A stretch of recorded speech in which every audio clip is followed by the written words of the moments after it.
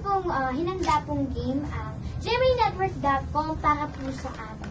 Okay, eto na. May situations po kaming kukuhanin at ikukwento o ipaliliwanag namin ni Jillian kung ano po ang tingin namin sa mga ito. Nandito po sa loob ng fishbowl. Ano daw? What do you think of that? Okay ka ba dyan? Okay ba sa'yo ito? Using social networking sites, Facebook, Twitter, or Instagram? Okay ba sa'yo yon? At bakit? Kasi po dito po nasi-share mo po yung mga ginagawa mo po, kahit po yung mga friends mo po malaya po sa inyo. Siyempre po, pwede rin po kayo mag-chat, ganun po, tsaka po nasi-share niyo po yung ginagawa mo po ngayon. Ayun. Ako naman, before, honestly, medyo may pagkaantay ako. Pasensya na dahil nanay. Ma-explain ko lang naman din po ang side ko. Before talaga ayaw ko kasi alam ko na as much as merong maraming advantages, of course, sa sites na yan, hindi ba? Meron din naman talagang hindi maganda or hindi maayos. Pero dahil nga nagbabago ang panahon at dapat tayo ay nakikisunod, hindi sa nakikiuso, kundi makisunod din, di ba? Dahil para na rin naman sa kabutihan natin yon, yung alam natin ang nangyayari. Medyo, kahit pa paano po, marunong-runong na po ako ngayon. Watching YouTube videos. Okay lang. Okay lang. Especially if there's something na dapat kong matutunan. Actually, hindi lang naman talaga music, no? Of course, karamihan music ang napapanood, mga music videos and all. Pero ang dami kayang pwede mong matutunan. Just like, hindi ko alam kung pwede ko magsabi ng site, pero in case lang merong kailangan gawin, especially sa math, and then you don't really understand it, tapos may problems, meron napapanood sa YouTube, and they can really teach you kung paano yung step-by-step going. So, anyway, okay ako dun. Okay ako dyan. Okay lang po, lalo na po kasi po yung mga videos po kanyari, binalabas po sa TV, tapos hindi na po ipapanood. Mapapanood rin po ito sa YouTube po, diba? Tsaka po marami rin po mga videos po na lumalabas, lalo na po yung mga games po na parang Minecraft, gano'n po sa YouTube. Sobrang okay po kasi favorite ko po yung mga YouTube. Oh, what do you think about that? What do you think of asking for extra allowance? Is that okay or wag na? Or ano ba? Maganda ba yun? Actually po kasi hindi po ako nagtatanong po para sa allowance. Kasi po, sila mama po talaga yung, kunyari po pumunta po sa school minsan, sila po talaga yung pumibili po ng food. Pero po minsan, iniiwangan din po nila parang money po para yun kung saan na po ako pwede po kahit ano. Pero hindi po talaga ako lumalabas po. Sila lang po, mama po yung bumibili po. I think okay lang, pero dapat alam din nung bata, well, ito naman sa akin, bilang nanay na, dapat alam din nung bata kung hanggang magkano lang dapat yung pera at i-explain mong mabuti kung bakit yun lang. Kasi if you give them naman too much, ano naman ba ang bibilhin? Ano lang ba ang dapat bilhin sa school? Food na kakainin nila for lunch or recess? Diba? Hindi ka naman talaga dapat magbigay ng malaki. Diba? Of course, pagpunta mo doon, punta ka sa eskwelahan, check mo yung mga presyo nila. Not that sobra ka naman, eto lang talaga. Pero at least you know na hanggang doon lang yung range, diba?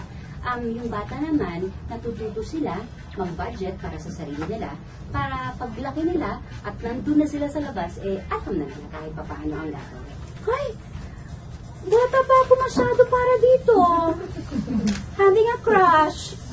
Hindi, okay lang naman po kasi po paghanga lang naman po yun. Ano ba ang crush? Ano ba ang crush talaga? Paghanga. Talaga? So may crush ka ba? Meron po. First love ko na siya. Sino yan? Lagi ko po sa kasama. Yung papa ko po. Oh, hindi, pero nga, may crush ka na ba? Hindi na, because you're ilang taong ka na? 10? 9. Normal lang ang magka-crush, anak. So may crush ka ba? Wala pa. Sa ngayon. Oh, normal lang yung magka-crush. Okay lang magka-crush. Paghanga nga yun, sabi mo, hindi ba? Pero when you try to do something para may mangyari doon sa crush mo at sa'yo, that's a different thing. Kung crush, tingin, ay, cute, okay, paghanga. Pero pag gusto mo, pag gumawa ka ng step para lang makalapit doon, para lang may mangyari pang something else, then that's different. So, ganun lang muna. Pag-cute-cute lang muna. Crush lang. Happy lang.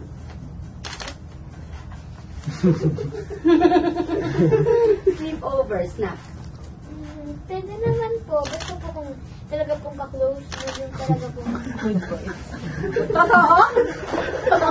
pwede. Yung para po yung talagang parang friends na po talaga kayo. Parang BFF. Ano ba ang nanay mo? Hindi pa eh. Pasensya na ha. Siguro dahil sa edad ng mga anak ko. Well, meron akong 17, di ba si Kuya Kyle? Is turning 18. Meron din akong 12. Basta po girl po yung kasi-over. Talagang hindi. Baka po dapat nandun din po sila, ma'am. Gusto mo ba talaga yan? Hindi. Sa akin, hindi pa. Hindi dahil, hindi naman sa hindi mo tina-trust. No? Hindi sa, laging ganun eh. Laging it boils down to, wala ka bang tiwala at hindi mo papayagan. Hindi yun eh. Ang dami lang talagang pumapasok sa isip ng isang ina bago tuluyang mapapayag na ang mga anak ay mag-sleep over sa iba, sa ibang bahay. Opo, pero po dapat po kasama po lagi sila. Ayan, kambing na tayo. Di ba? Ibig sabihin, yun na yung sinasabi ko. Para sa isang nanay, katakot-takot na reasoning siguro ang dapat gawin ng bata, pero hindi pa rin eh. Kasi sa isip ng isang ina nga, ganon. What if, dapat ganito, dapat ganyan. At kung lagi nga naman tayo magsasettle, lagi tayo mag-iisip ng dapat ganito ng ideals natin, walang mangyayari. Pero para sa akin, while they are young, hindi muna. Sana. Thank you very much. Thank you once again, chatter. Salamat po. Salamat po. Sana po talaga nag-enjoy po kayo. At sana po manood po kayo na maraming live chat sa TV.